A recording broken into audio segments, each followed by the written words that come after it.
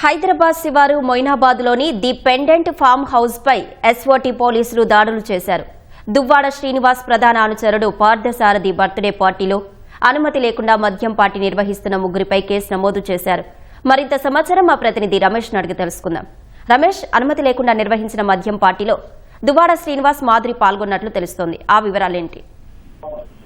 సంగారెడ్డి జిల్లా మొయినాబాద్ సమీపంలో ఉన్న ది బైండ్ అనే ఫామ్ హౌస్ లో నిన్న అర్ధరాత్రి సమయంలో కూడా రాజేంద్రనగర్ ఎస్కోటి పోలీసులు దాడులు నిర్వహించడం జరిగింది. అనుమతి లేకుండా మద్యం పార్టీ నిర్వహిస్తారనే ఒక సమాచారంతో కూడా పోలీసులు ఈ దాడులు నిర్వహించడం జరిగింది. దీంట్లో దాదాపు 20 మందికి పైగా కూడా వాళ్ళు మహిళలు తర్వాత పురుషులు ఉన్నట్టు కూడా పోలీసులు గుర్తించడం జరిగింది. దీంట్లో వైసీపీ నేతకు సంబంధించి దువ్వాడ శ్రీనివాస్ తర్వాత మాధురి కూడా దీంట్లో పాల్గొన్నారని చెప్పి కూడా అధికారులు గుర్తించడం జరిగింది. వాళ్ళకితో పాటు ప్రధాన అనుచరుడు ఎవరైతే దువ్వాడ శ్రీనివాస్ ప్రధాన అనుచరుడు పాల్సారితో పాటు మరొక ఇద్దరి పైన కూడా పోలీసులు అయితే కేసు నమోదు చేసుకోవడం జరిగింది.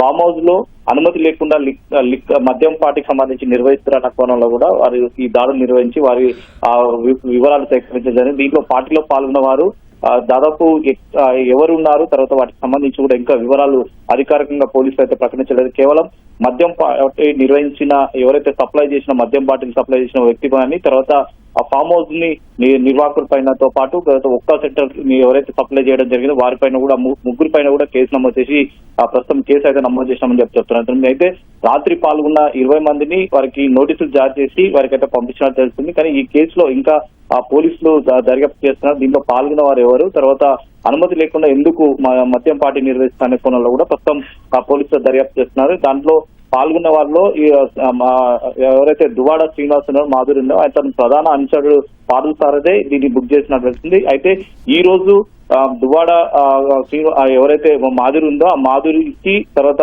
పార్థసారథి బర్త్డే ఇద్దరు ఒకటే రోజు కావడంతో కూడా ఈ పార్టీని నిర్వహించినట్లయితే పోలీసులు దర్యాప్తులో ప్రస్తుతం వెలుగులోకి అయితే రావడం జరిగింది. కానీ అందరినీ కూడా ఈ పార్టీలో పాల్గొన్న అందరికీ కూడా నోటీసులు జారీ చేసి వారిని అయితే పంపించడం జరిగింది. కేవలం ముగ్గురు పైన అయితే పోలీసులు కేసు నమోదు చేసి ప్రస్తుతం అయితే దర్యాప్తు అయితే చేస్తున్నారు.